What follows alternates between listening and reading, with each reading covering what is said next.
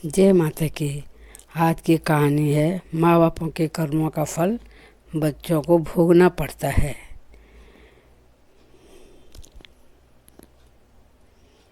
तो सुनिए ये कहानी।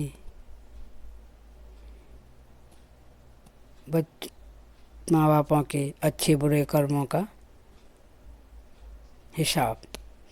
बहुत समय पहले की बात है। एक बार माता लक्ष्मी और विष्णु भगवान शीश नाग की शैया पर बैठे हुए थे। तब माता लक्ष्मी भगवान श्री हरि से कहती हैं कि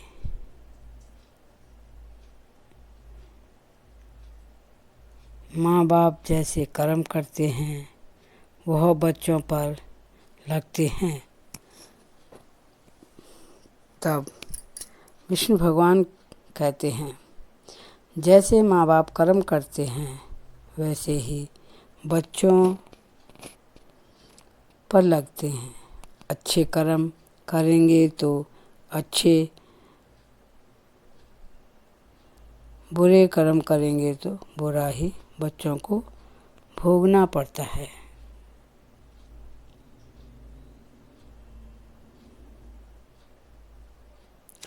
तब विष्णु भगवान माता लक्ष्मी से कहते हैं, सुनो प्रिय,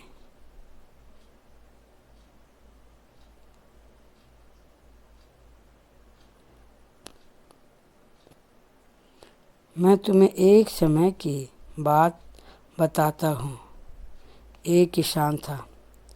वह बहुत गरीब था। वह दिन भर काम करता था, तब जाके उसको 10 रुपये मिलते थे। किसान 5 रुपये घर लाता और 5 रुपये दान कर देता।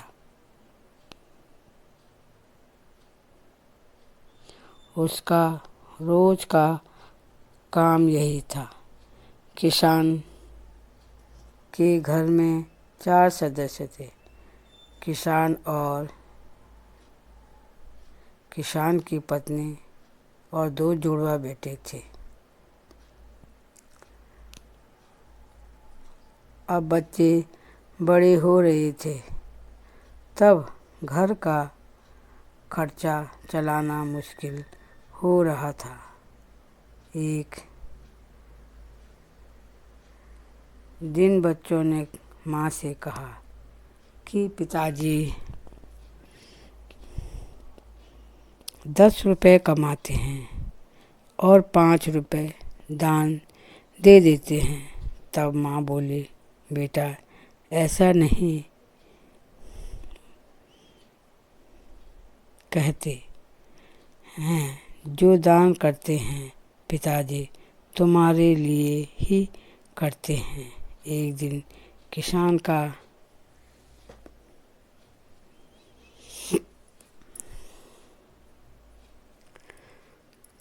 काम से घर आ रहा था। रास्ते में ही अचानक किसान की मृत्यु हो गई। जैसे ही घर पर पता चला वह रोने लगे। किसान के बच्चे अभी छोटे थे। घर पर भी कुछ नहीं था खाने को। बच्चे माँ से बोले, अब क्या होगा? माँ बोली, बेटा गरीब का कोई नहीं होता, बस भगवान ही होता है। तब किसान के दोनों बेटे बोले, माँ हमारे पिताजी कहाँ चले गए हैं? माँ बोली, भगवान भोलेनाथ के पास। एक दिन माँ किसी काम से बाहर चली गई। अब दोनों बच्चों ने सोचा, हम भगवान भोलेनाथ के पास जाकर अपने पिताजी को घर लेकर आते हैं। भगवान भोलेनाथ बहुत दयालु हैं, वह हमारी बात मान लेंगे। अब दोनों बच्चे घर से निकल गए। रास्ते में चलते चलते बहुत थक गए। एक बरगद का पेड़ के पास बैठ गए। जैसे ही पेड़ के पास बैठे तब तक पेड़ ने इंसान की आवाज़ में बोला, तुम कौन हो नन्हे मुन्ने बच्चों? तब किसान के लड़कों ने कहा,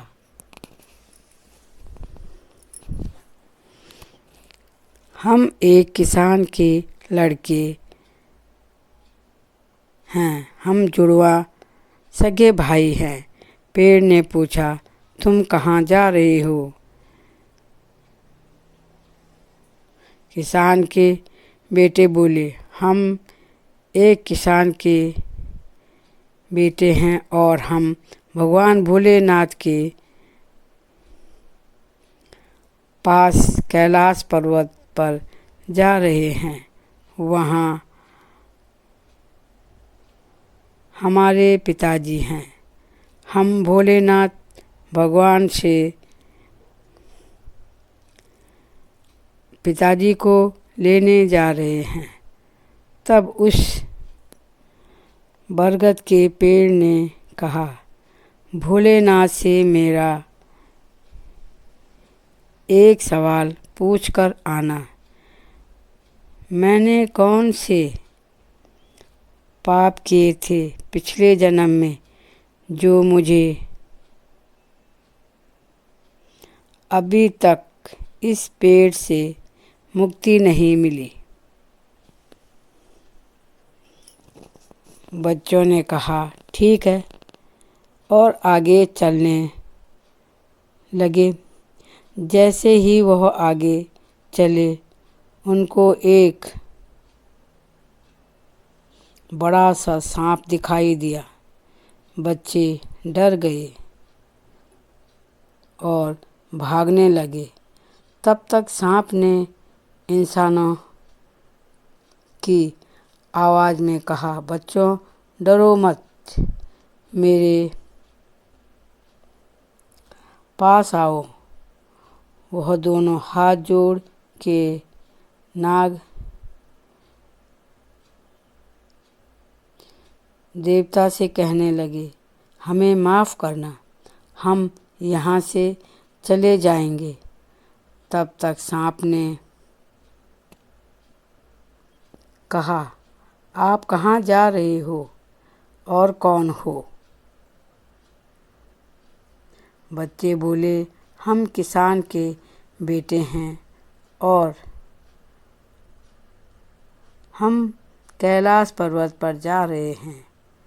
हम अपने पिताजी को लेने जा रहे हैं। भगवान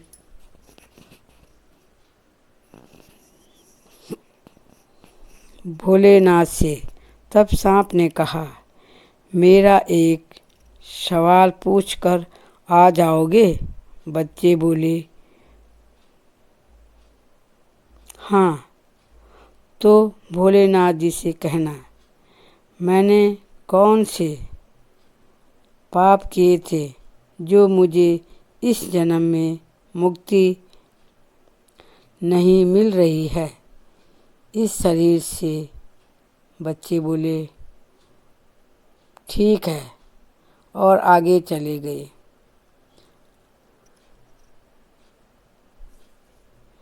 अब उन्हें एक नदी मिली।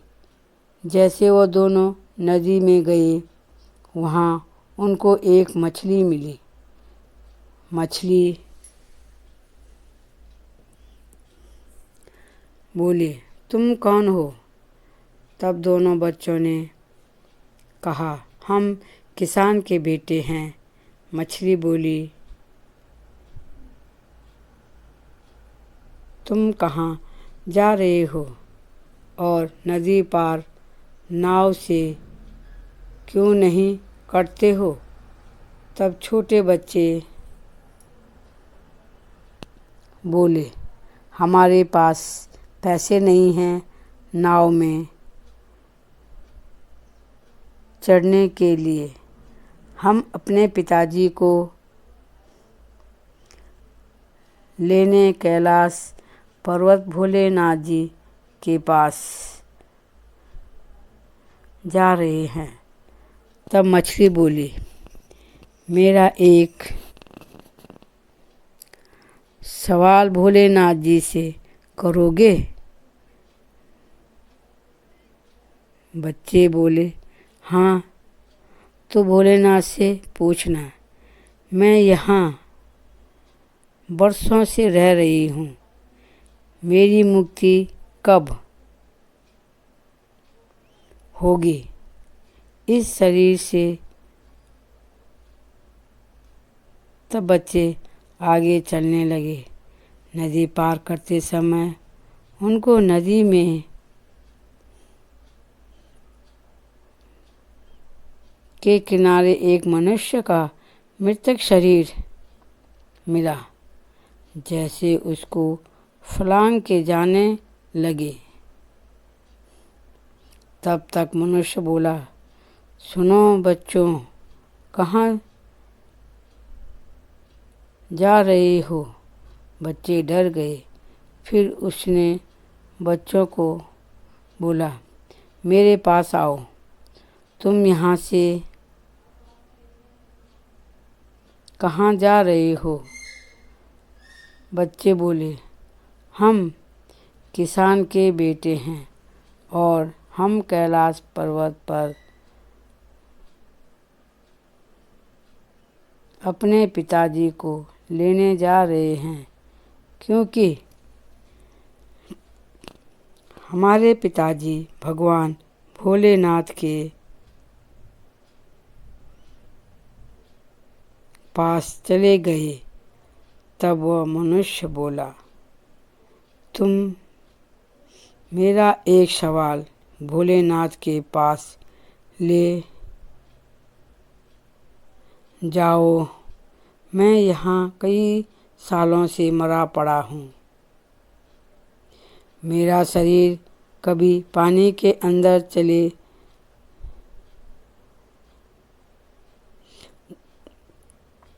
जाता है, कभी पानी से बाहर आ जाता है। मुझे इस शरीर से मुक्ति क्यों नहीं मिलती है? बच्चे बोले, ठीक है, हम भोलेनाथ से आपके सवाल करेंगे। फिर वह आगे चलते गए। उनको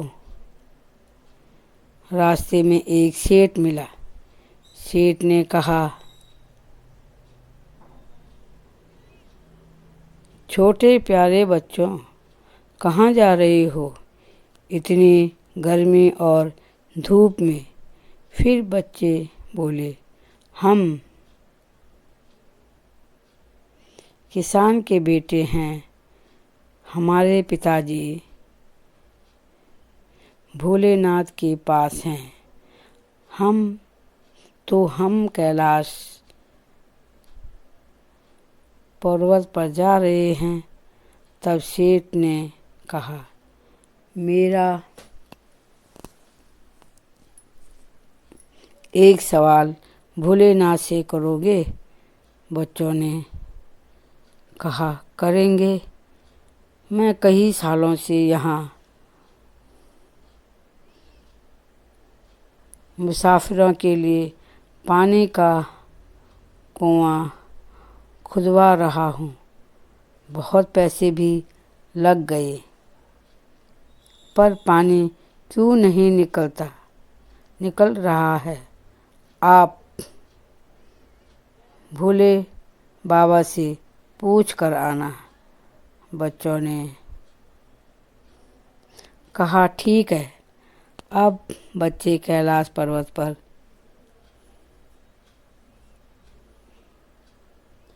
पहुंच गए और भोलेनाथ के पास जाकर दोनों ने हाथ जोड़कर प्रणाम किया और भोले बाबा से कहा, हम किसान के बेटे हैं और हमारे पिताजी आपके पास आ गए हैं। भोले बाबा, हमारे पिताजी कहाँ हैं? भोले बाबा बोले, ठीक है, आपके पिताजी यही हैं, पर आप दोनों मेरे पास आओ, बैठो। फिर भोले बाबा ने उनको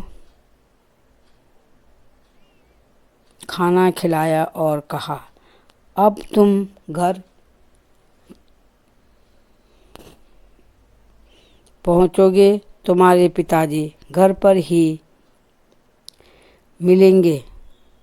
कुछ और इच्छा है पूछने की? तब बच्चों ने कहा, बाबा, हम रास्ते में आए, हमें सबसे बाद में एक सेठ मिला। उसने आपसे सवाल पूछने को कहा कि मैं बरसों से कुआं खोद रहा हूँ, मेरे कुएं में पानी क्यों नहीं निकलता है? तब भोले बाबा ने कहा, उस सेठ को तुम जाकर कहना, पहले अपनी 2 बेटियों का कन्यादान करो, फिर तुम्हारे कुएं में पानी आ जाएगा। बच्चे बोले, ठीक है। फिर बच्चों ने कहा, बाबा, हमें एक मृतक शरीर मनुष्य का पड़ा हुआ मिला। उसने पूछा, मुझे इस शरीर से कब मुक्ति मिलेगी? भोले बाबा ने बोला, वह बहुत बड़ा ज्ञानी था, उसने अपना ज्ञान किसी को नहीं दिया। जब तक वो ज्ञान नहीं देगा किसी को, तब तक उसका शरीर ऐसे ही पड़ा रहेगा। बच्चे बोले, ठीक है। भोले बाबा अब बच्चों ने मछली के बारे में पूछा।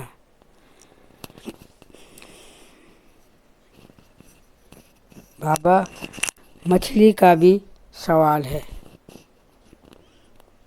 बाबा, मछली कह रही थी, मुझे यहाँ बरसों बीत गई, इस शरीर से मुक्ति कब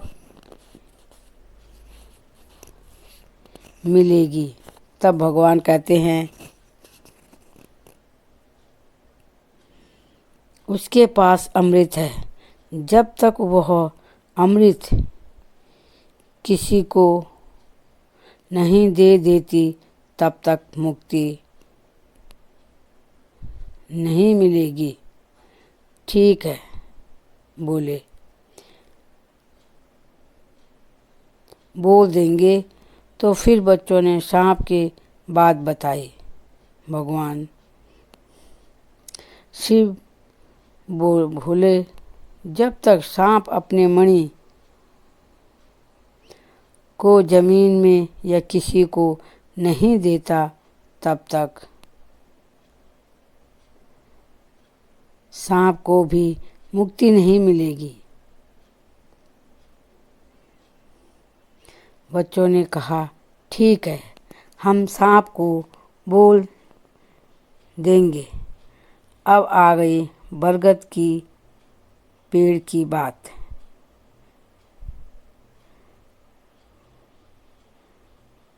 बोले भोलेनाथ, अब बरगद के पेड़ की बात सुनो। बरगद के पेड़ ने कहा, मैं बरसों ही खड़ा हूँ, मेरे पत्तियाँ न गिरती हैं और न मेरी टहनी टूटती है। मैं बूढ़ा हो गया हूँ, मुझे कब तक ऐसा ही खड़ा रहना होगा। मुझे इस पेड़ से मुक्ति क्यों नहीं मिल रही है। तब भोलेनाथ कहते हैं, बरगद का पेड़ पहले समय में गुरु था। उसने अपने शिष्यों को ठीक ढंग से शिक्षा नहीं दी, शिष्यों से हाथ पैर दबवाए। अब जब तक वह गुरु का ज्ञान किसी को नहीं बांटता, तब तक ऐसा ही खड़ा रहेगा। बच्चों, अब कैलाश पर्वत से बच्चे घर के लिए आने लगे तो उनको रास्ते में पहले सेठ जी मिले। तब सेठ जी से बच्चों से पूछा, तुमने मेरा सवाल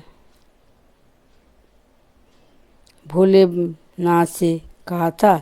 बच्चे बोलने लगे, हाँ। सेठ जी भोले जी ने कहा, तब तक पानी नहीं निकलेगा जब तक आप अपने दोनों कन्याओं का कन्यादान नहीं करते हो।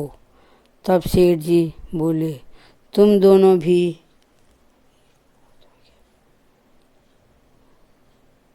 अब जवान हो गए हो और मेरी बेटी भी जवान हो गई। अब तुम दोनों ही मेरी बेटी के साथ शादी कर लो। और सेठ जी ने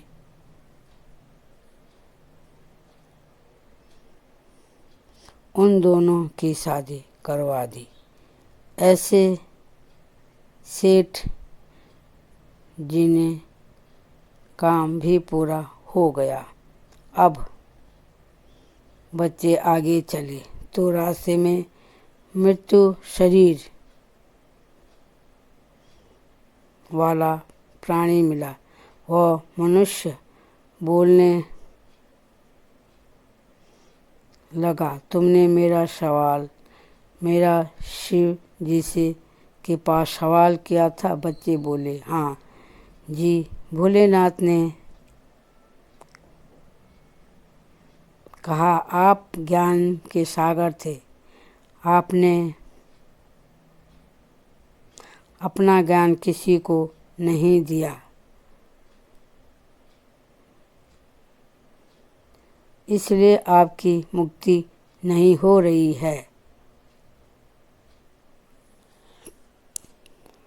पहले आप इस ज्ञान को किसी को दे दो। फिर वह भी बोला, अब मैं कहाँ जाऊँ? अब मैं आप ही दोनों को यह ज्ञान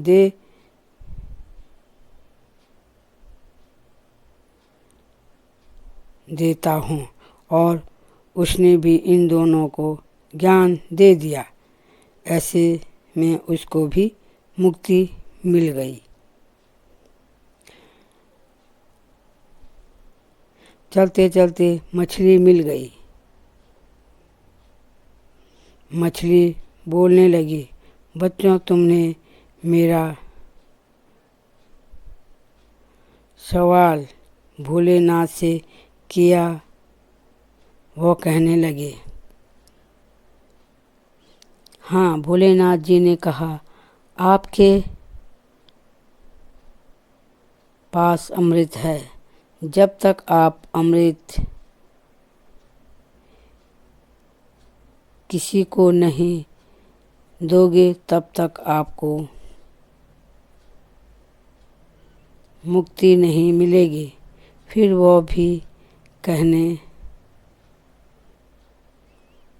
लगी, अब मैं कहाँ जाऊँ इस उम्र में। अब मैं तुम्हें ही अमृत दे देती हूँ। और उसने भी बच्चों को अमृत दे दिया और उसको भी मुक्ति मिल गई। तब सांप के पास जाते हैं। फिर वो सब भी वही पूछता है, मेरा सवाल किया है हमने भोलेनाथ से कहा। कहते हैं, आपका सवाल आपके लिए कहा है। जब तक आप मणि पृथ्वी में या किसी को नहीं देते हो तब तक आपको भी मुक्ति नहीं मिलेगी। शरीर से वो भी मणि निकाल के बच्चों को दे देता है। अब बच्चे चलते चलते बरगद के पेड़ के पास पहुंच जाते हैं। फिर पेड़ कहता है, मेरा सवाल किया था आपने भोलेनाथ जी से। भोलेनाथ जी कहते हैं, आप बहुत बड़े ज्ञानी थे, गुरु थे। आपने बच्चों को शिक्षा ठीक ढंग से नहीं दी। आपने गुरुकुल में बच्चों से अपने हाथ पैर दबाए, अपना मतलब निकलवाया और अपना ज्ञान बच्चों में नहीं बांटा। जब तक उस ज्ञान को आप बांटोगे नहीं तब तक आपको मुक्ति नहीं मिलेगी। तब पेड़ भी कहता है, सुनो बच्चों, अब मैं कहाँ जाऊँ इस ज्ञान को बांटने। मैं तुम्हें ही सारा ज्ञान दे देता हूँ। और उसने सारा ज्ञान बच्चों को दे दिया।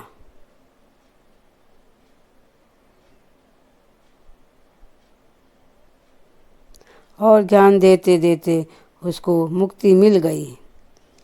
पेड़ को अब बच्चे अपने घर जाते हैं। उनके साथ दोनों की बहुएं हैं और माँ के पास जाते हैं। जैसे माँ बच्चों को देखती है खुश हो जाती है। पूछते हैं, तुम कहाँ चले गए थे? बच्चे कहते हैं, अंदर आने दो, सारी कहानी बताएंगे। फिर माँ पूछती है, यह दोनों लड़कियां कौन हैं? तब बच्चे पूरी अपनी कहानी बताते हैं और अब अपने पिताजी की तस्वीर को देखकर बच्चों को समझ जाती है जो एक बार पृथ्वीलोक से चले जाता वह वापस नहीं आते। अच्छे कर्म करने चाहिए।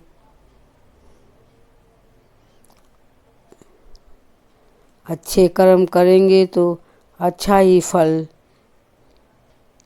मिलेगा। माँ बाप अच्छे कर्म करेंगे तो बच्चों को अच्छा ही जीवन मिलेगा।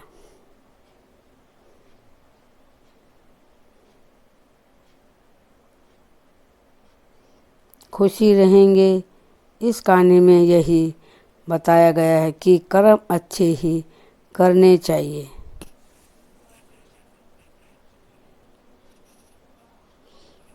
बुरे कर्म करोगे तो बुरा नतीजा होता।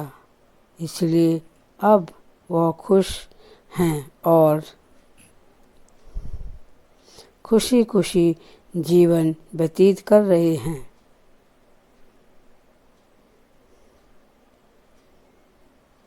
यही है दान। जो पिता ने 5 रुपए का दान किया था वही दान सारा उनके बच्चों पे लग गया। अच्छे कर्म किए थे, अच्छे फल मिल गए बच्चों को। कहानी में यही दर्शाया गया है कि हमेशा हर इंसान को अच्छे ही कर्म करने चाहिए। कहानी कैसी लगी कमेंट करके ज़रूर बताना। फिर मिलते हैं अगले